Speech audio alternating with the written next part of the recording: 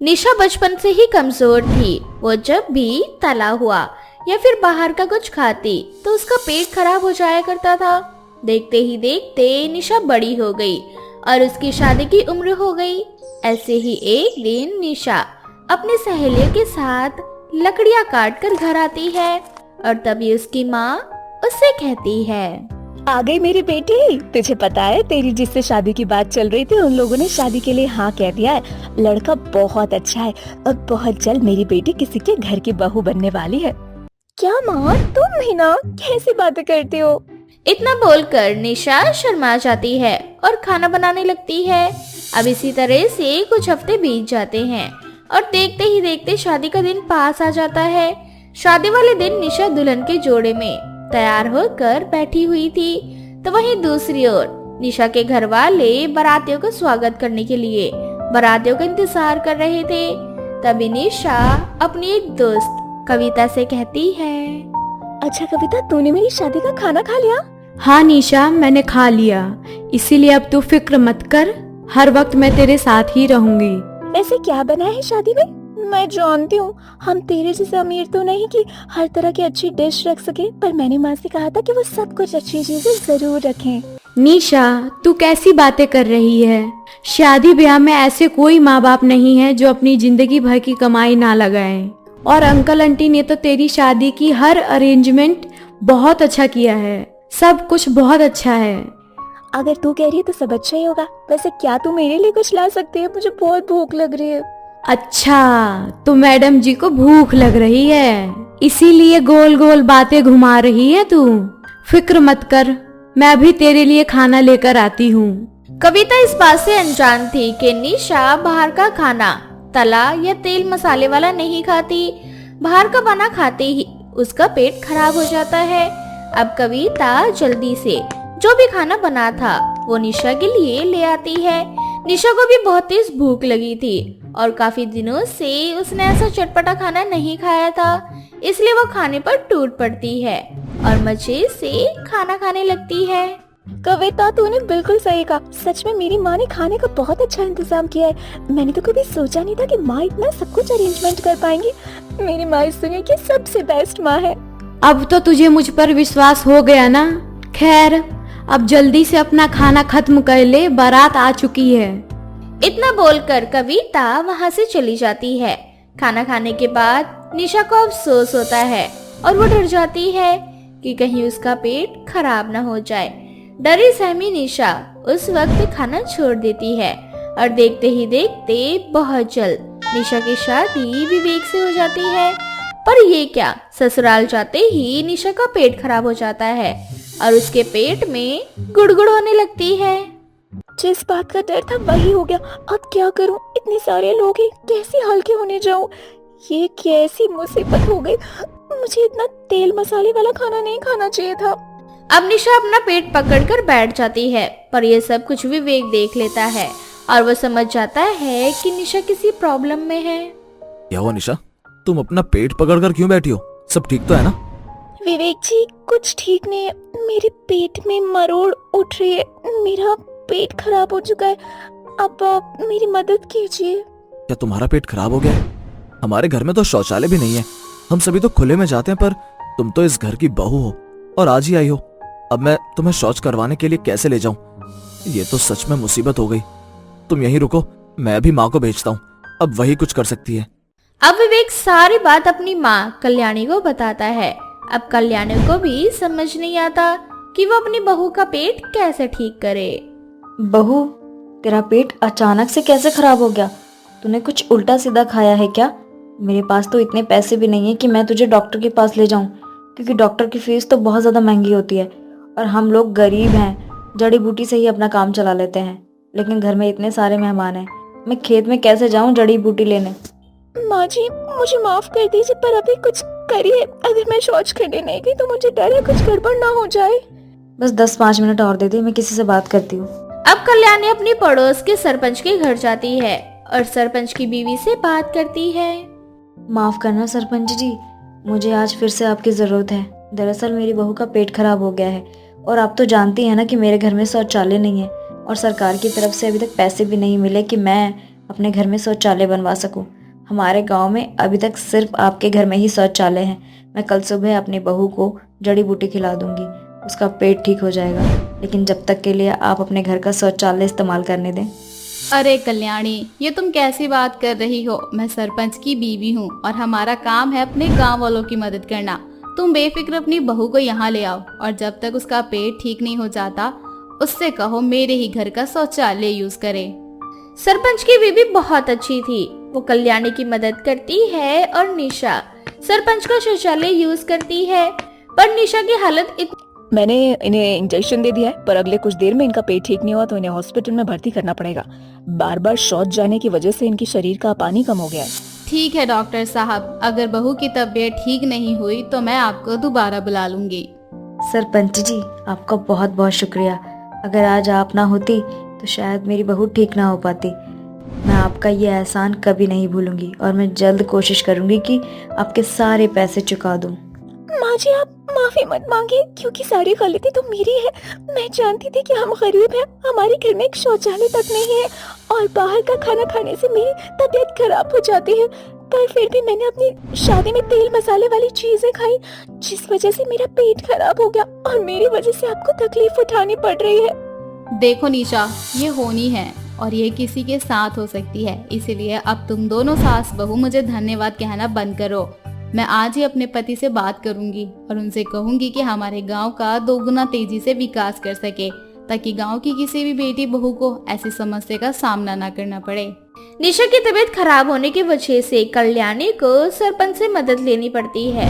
पर अपने गांव की ऐसी हालत देखकर सरपंच की आंखें खुल जाती है, जिसके बाद वो दुगनी तेजी से गांव में काम करवाता है और गांव के हर गरीब व्यक्ति को जल्द से जल्द सरकार से पैसे दिलवाता है। उम्मीद है कि अब मेरे गांव वालों को समस्या का सामना नहीं करना पड़ रहा होगा। अब आप सब सरकारी पैसे से अपने घर में शौचालय बनवा सकते हैं। अब बस सरकारी हॉस्पिटल की जरूरत है और मैं वादा करती हूँ ये काम भी जल्दी होगा। अब गांव का विकास तेजी से होता है और बहुत जल्द गांव में शौचालय और सरकारी हॉस्पिटल बनवाए जाते हैं। सरकारी हॉस्पिटल और शौचालय बनने से गांव वालों को काफी राहत मिलती है और गरीब परिवार को भी सहायता मिलती है। अब गांव वाले जड़ी बूटियों के सहारे नहीं रहते और उस दिन के बाद से फिर कभी निशा इस तरह की गलती दोबारा नहीं करती। शोभा के 2 बेटे थे, रवि और विनोद। शोभा के दोनों ही बेटे गोरे और सुंदर थे, इसलिए शोभा चाहती थी कि उसके घर की बहू भी उनके बेटों की तरह गोरी और सुंदर आए। इसलिए शोभा अपने भाई से अपने बेटे रवि के रिश्ते की बात करती है। भैया, देखा ना तुमने अपने दोनों भांजों को? तुम्हारे दोनों भांजे कितने सुंदर हैं। अब तो उन दोनों की शादी की उम्र हो चुकी है। मैं सब समझ रहा हूँ बहना, तुम क्या कहना चाहती हो। मेरी मान तो तू अपने दोनों बेटों की शादी एक ही मंडप पर करा दे, तुझे एक साथ 2 बहुएं मिल जाएंगी।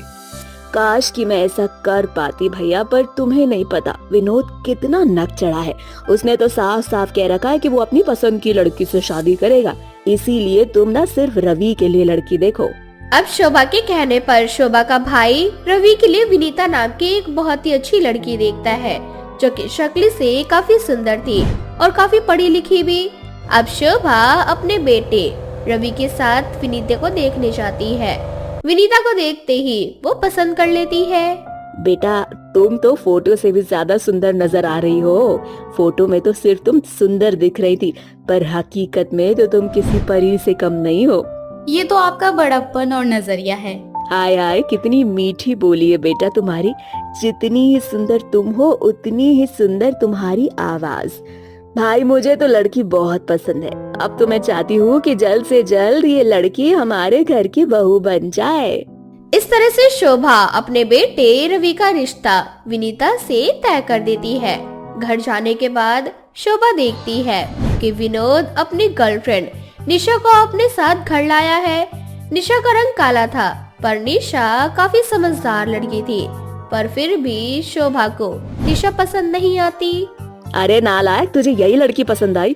ये लड़की तो तवे से भी काली है। मैंने कहा था ना तुझे कि तू जिससे कहेगा मैं तेरी शादी उससे करवाऊंगी, पर मैं तेरी शादी इस कलूटी से कतई नहीं करवाने वाली। आपको हमारी शादी करवाने की जरूरत भी नहीं है। मैं जानता था कि आप निशा का काला रंग देखकर उसे इनकार कर दोगी, इसलिए मैंने निशा से पहले ही शादी कर ली है। अब मर्जी आपकी है, आप दुनिया की नजरों में मेरी शादी दोबारा निशा से करवाओ या मत करवाओ, पर निशा इस घर की बहू बन चुकी है। अब आप लोगों के ताने सुनना चाहती हैं तो सुन लो कि शोभा का बेटा एक लड़की से शादी करके आ गया। हाय राम, मेरे तो भाग्य ही फूट गए जो मुझे ऐसी निकम्मी औलाद मिली। मैं तो कहीं मुंह दिखाने के लायक भी नहीं रही। अब ना चाहते हुए भी मुझे इस कोलूटी को अपने घर की बहू बनाना होगा। इस तरह से ना चाहते हुए भी शोभा अपने दोनों बेटों की शादी एक ही दिन करवा देती है। शादी के बाद शोभा अपनी बहू विनीता को बहुत प्यार करती है और उसका बड़े ही आदर सम्मान के साथ गृह प्रवेश करवाती है। तो वही बेचारी निशा दरवाजे पर ही खड़ी रह जाती है। निशा तुम फिक्र मत करो, क्या हुआ अगर माँ ने भाभी का गृह प्रवेश करवाया और अंदर चली गई? मैं हूँ ना, मैं करूँगा तुम्हारा गृह प्रवेश। इतना बोलकर विनोद निशा का गृह प्रवेश करवाता है। गृह प्रवेश के बाद शोभा विनीता के साथ कुछ रस्म करती है तो वही निशा को घर के काम करने को कहती है। हे भगवान, मैं अकेली जान बहुत ज्यादा थक चुकी हूँ। विनीता बहू, कल सुबह तेरा घर में पहला दिन होगा, इसीलिए तू जाकर आराम कर ले। और कोयले से काली निशा बहू, तू जाकर किचन में बर्तन धो ले। कल मेरी विनीता बहू की पहली रसोई है, याद रखना। ठीक है माँ, आप जाकर आराम कर लो। आप बहुत ज्यादा थक गई हो, सारी साफ सफाई मैं कर दूंगी। अब शोभा अपने कमरे में आराम करने के लिए चली जाती है और निशा ससुराल में आते ही घर के काम करने लगती है। अगली सुबह काली बहू और गौरी बहू की पहली रसोई थी, क्योंकि विनीता को घर का काम करना नहीं आता था, इसलिए वो किचन में बहुत ही परेशान हो रही होती है। तो वही निशा को घर के सारे काम आते थे और अपनी जेठानी को परेशान देखकर वो उससे कहती है, क्या हुआ दीदी, आप इतनी परेशान क्यों हैं? आपको तो खुश होना चाहिए, मुझे आपसे कितना प्यार करती है। इसी बात का तो डर है निशा, मैं जितनी सुंदर और समझदार हूँ, घर के मामलों में उतनी नादान। मुझे खाना बनाना नहीं आता, क्योंकि मैंने अपने मायके में कभी भी घर का कोई काम किया ही नहीं। अगर माँ जी को ये बात पता चली तो पता नहीं क्या होगा, कहीं वो मुझसे नफरत ना करने लगे। आप डरिए मत दीदी, मैं हूँ ना, मैं करूँगी आपकी मदद। मैं खाना बना देती हूँ, बस आप खड़े होकर मेरी मदद करवा दीजिए। अब निशा अपनी जेठानी की खाना बनाने में मदद करवाती है और विनीता सभी घर वालों को बड़े ही प्यार से खाना खिलाती है। सभी घर वालों को निशा के हाथ का बनाया हुआ खाना बहुत पसंद आता है, पर कोई भी ये बात नहीं जानता था कि ये खाना निशा ने बनाया है और इसलिए सब विनीता की तारीफें करने लगते हैं। तो वही शोभा भी अपनी काली बहू को नीचा दिखाने में कोई कसर नहीं छोड़ती। देख ले कलमुही, मेरी बहू हर चीज में सर्वगुण संपन्न है, शक्ल से भी भोली है और घर के काम में भी।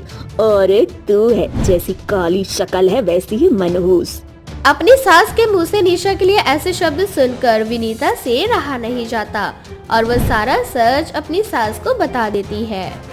बस कीजिए माँ जी, मैं आपकी बहुत इज्जत करती हूँ और इस घर में हम दोनों ही बहू का आज पहला दिन है, इसलिए मैं नहीं चाहती कि मेरी वजह से पहले ही दिन मेरी देवरानी इस तरह की जिल्लत सहे। ये सब कुछ मैंने नहीं, निशा ने बताया है। सारा सच सुनने के बाद शोभा का मुंह बंद हो जाता है, जिसके बाद वो अपनी काली बहू से कुछ नहीं कह पाती और उठकर वहां से चली जाती है। अब ऐसे ही कुछ दिन बीत जाते हैं और निशा के साथ रहकर विनीता भी घर के सारे काम सीख जाती है। निशा, मुझे खुशी है कि मुझे तुम जैसी देवरानी मिली, पर मुझे दुख इस बात का है कि मेरी वजह से ससुराल में तुम्हारा पहला दिन बहुत गंदा गया। पर दीदी, मुझे तो इस बात की बहुत खुशी है कि ससुराल में पहला दिन आपका बहुत अच्छा गया और माँ जी आपसे कितना प्यार करती है। काश की माँ जी तुमसे भी इतना ही प्यार करती। निशा बहू, ये तेरी गलत फहमी है कि मैं इस काली परछाई को इस घर की बहू मान लूंगी। मेरा बस चलता तो इसका इस ससुराल में पहला दिन इतना बद से बदतर बनाती कि दूसरे दिन यहाँ रुकती नहीं, पर आज ये खड़ी है तो सिर्फ और सिर्फ तेरी वजह से। माँ जी बस भी कीजिए, किसी से इतनी नफरत नहीं करनी चाहिए। हम इंसान के रंग नहीं, उनका दिल देखना चाहिए। और कभी आपने निशा का दिल ही नहीं देखा। अगर आप इसी तरह से निशा से बात करती रही तो कहीं ऐसा ना हो कि आप अपनी प्यारी बहू को खो दें। भाभी सिर्फ बहू को ही नहीं, बेटे को भी अगर माँ निशा के साथ इसी तरह से रही तो मैं अपनी निशा को यहाँ से कहीं दूर ले जाऊंगा। अपने प्यारे बेटे बहू की बात सुनकर शोभा डर जाती है और न चाहते हुए भी शोभा को अपना नजरिया बदलना पड़ता है और समय के साथ शोभा अपनी काली बहू को भी अपना लेती है, जिसके बाद शोभा के घर में चारों तरफ सिर्फ और सिर्फ खुशियां होती है।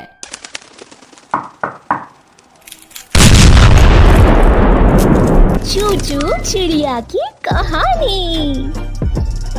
एक सुबह चिंकी चिड़िया के घर के दरवाजे पर किसी के आने की दस्तक होती है। चिंकी दरवाजा खोलती है तो देखती है कि उसका पति कालू कौवा, जो कि गले में वरमाला पहने एक मिनी नाम की चिड़िया के साथ खड़ा है। ये देखकर चिंकी को बहुत गुस्सा आता है और वो कालू से कहती है, ये सब क्या है कालू, तुमने दूसरी शादी कर ली? अरे दूसरी शादी करने से पहले तुमने एक बार मेरे बारे में नहीं सोचा? आखिर किस उम्मीद पर तुम मुझे यहाँ छोड़कर गए थे? तुमने कहा था कि तुम काम के सिलसिले में विदेश जा रहे हो और तुम मेरे पीठ के पीछे ये कर रहे हो। देखो, मैं मिनी से बहुत प्यार करता हूँ और इसलिए मैंने इससे शादी कर ली और अब ये भी इसी घर में रहेगी। एक औरत अपना सब कुछ दे सकती है लेकिन अपना सुहाग किसी और औरत के साथ नहीं बांट सकती। तुमने ये सारी चीजें करने से पहले मेरे बारे में क्यों नहीं सोचा? आखिर ऐसी कौन सी कमी थी जो तुम्हें दूसरी शादी करनी पड़ गई? तुम्हारा हर एक काम तो मैं करती थी, तुम्हारी हर एक छोटी बड़ी जरूरत का ध्यान रखती थी, तुम्हारी गैर मौजूदगी में तुम्हारे पूरे घर को संभाल रही थी और बदले में तुम मुझे ये सलाह दे रहे हो। देखो, बात बढ़ाने से कुछ नहीं होगा, अब इस बात को स्वीकार कर लो कि मिनी मेरी पत्नी है। वैसे भी चिंकी, मैं तुमसे ज्यादा सुंदर हूँ और अब कालू मुझसे प्यार करता है और अब मैं भी इस घर में रहूंगी तो बेहतर यही होगा कि तुम घर के जितने भी काम है उन सबको अकेले करो और हम दोनों को एक दूसरे के साथ प्यार भरे पल एंजॉय करने दो। एक बार तुम ये सोचकर देखो कि कालू तुम्हारा पति होता और कालू मुझे तुम्हारी दूसरी पत्नी बनाकर लाता तो तुम्हें कैसा लगता? देखो, जो सच्चाई है उसे स्वीकार कर लो। भले ही मैं अफ्रीका से हूँ लेकिन मैं तुम दोनों की सारी बातों को अच्छे से समझ रही हूँ क्योंकि मेरा जन्म भी इंडिया में ही हुआ था।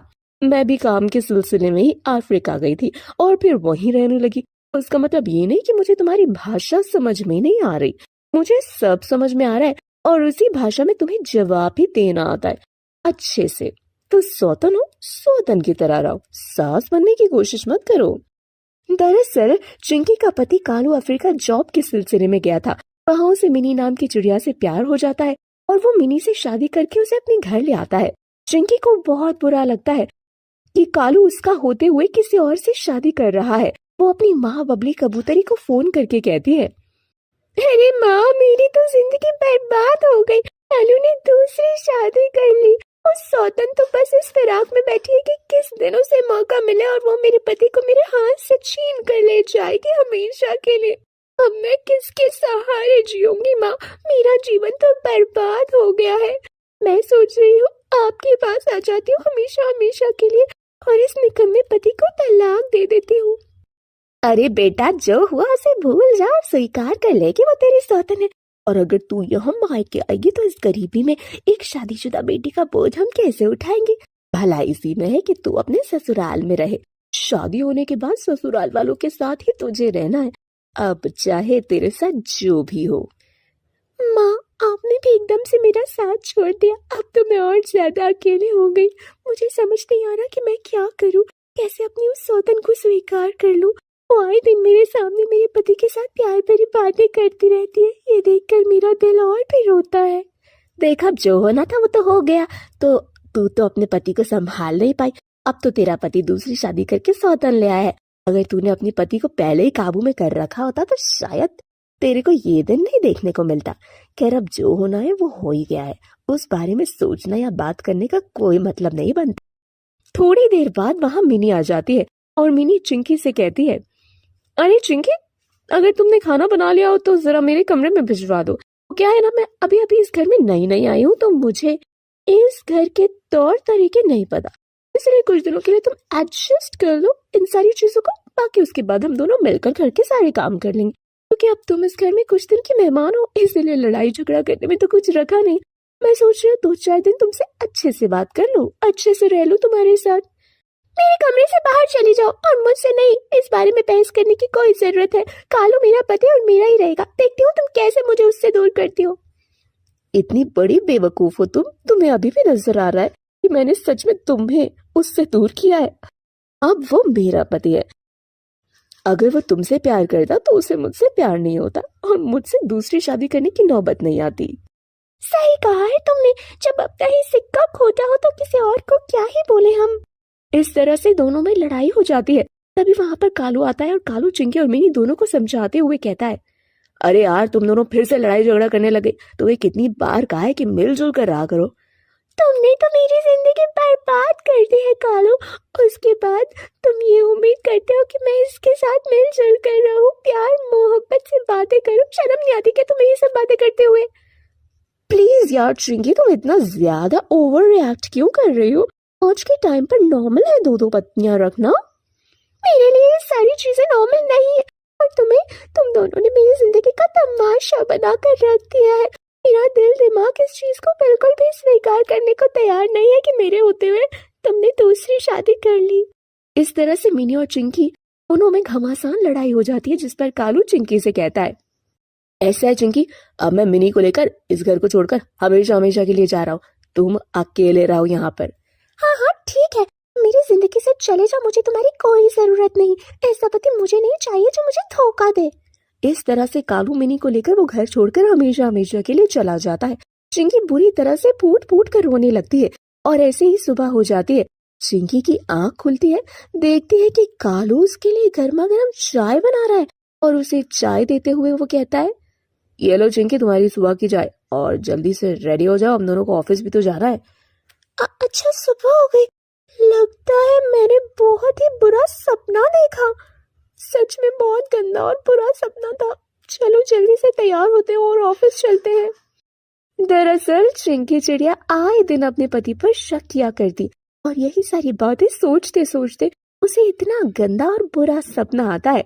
दोस्तों इसीलिए कहा जाता है कि हमेशा अच्छा और पॉजिटिव सोचो ताकि रात के समय हमें ऐसे बुरे बुरे ख्याल ना आए।